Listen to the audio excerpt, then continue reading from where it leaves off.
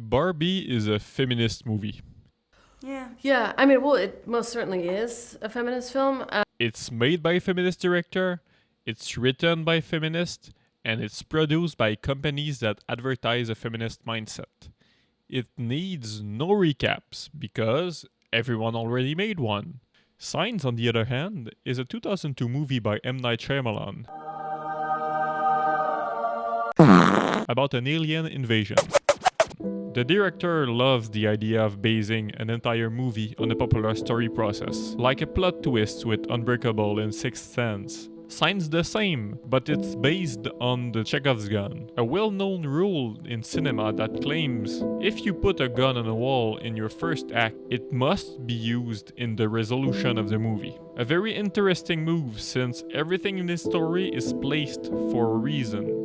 Yet, this engenders a good number of criticism. A theme often explored in Shyamalan's cinema is the impact of the director over his creation. In this case, the character believed this to be an act of God. So, yeah, ego trip. The ending is the main thing people point as flawed. Throughout the film, the daughter of our main character doesn't like to drink water. So every time her dad gives her a glass, she puts it randomly in the house. To give this purpose, the main weakness of the aliens is water. Now I must agree, an invading alien species cannot die in contact with water. Why? Well, because we live on the blue planet. Aliens have traveled light years, did some recon missions, yet they still believe they could invade a planet composed of 70% of a deadly acid that sometimes falls from the sky. Planet on which is living a population of billions of humans that are composed of this same acid. This was the start of the decline for M.Night, known at the time as the modern Spielberg. Yet, people defend this movie. And for the same reason, I will defend Barbie. Signs changes from being an interesting, beautiful, but very flawed alien movie to a commentary on how developed countries treat their immigrants with one question. What if the aliens were allies? In fact, we never see an alien attacking a human, even when he gets smacked around. We prefer believing a certain Dr. Bamboo. Dr. Bimbo, one of the authors of the book. Bimbo? Dad. And taking at face value someone that heard something on the radio. What's happening out there? The last scene of the film is an alien making a kid vape. Everyone thinks his asthma saved him, but it might also be the alien. This also explains why the alien still touches ground, even if they know they are witches. Because they didn't expect us to be hostile. This might not be the true intention of the movie, but it's certainly more interesting. Instead of seeing Chekhov's gun as a lazy way to write a story, it becomes a clue. The point of view changes everything. All that's left is a scared, paranoid family kicking a stranger's ass because he scared the dogs. Want another proof? Two paintings are shown in the movie by painter Grant Wood, which his most famous painting got criticized for depicting a caricature too cliché of the classic religious American family. But what the fuck does it have in common with Barbie? I think Barbie uses the same distortion. In Signs, what you see on screen is what the people believe is real. In our second movie, it's through the perspective of a child. We hear men are bad, women are good, but it's showing us that the patriarchy is good.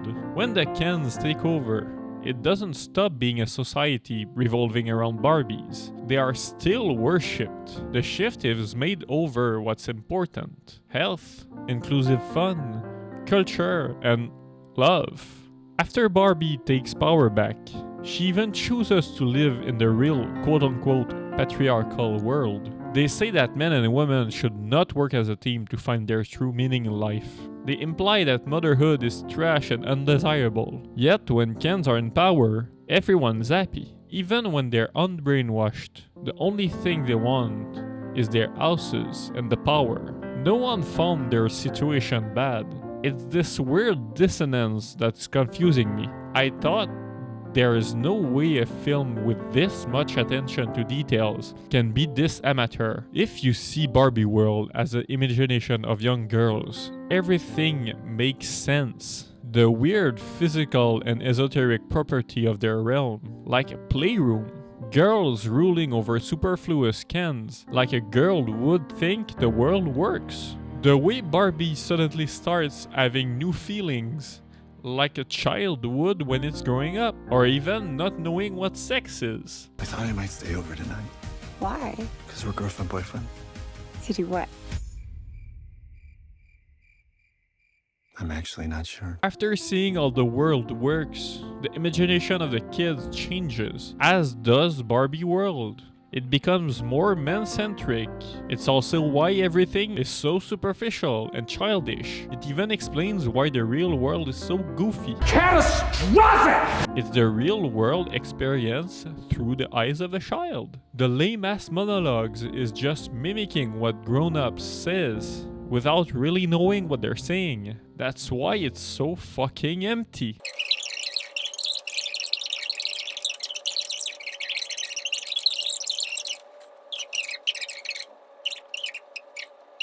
I'm not saying I'm right, but I think this is the best way to watch this movie.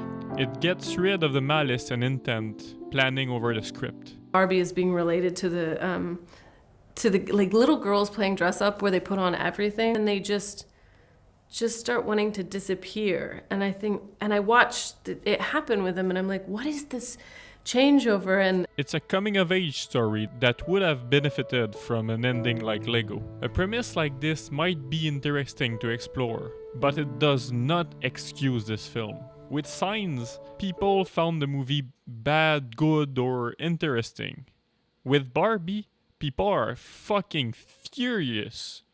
So it's pretty clear where this movie is going. This is an assault on not just Ken, but all men. Or just takes the movie for face value. There were people, I don't know who, not pointing anyone, who should lose their jobs. I'm not pretty anymore.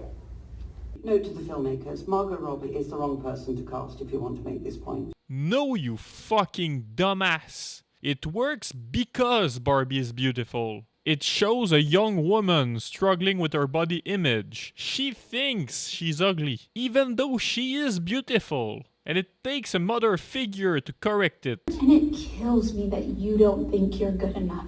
I know the director didn't do this, because she literally said this is the most powerful scene in the movie. And I'm still touched by that ability for a woman to look at another woman and say, you're good enough.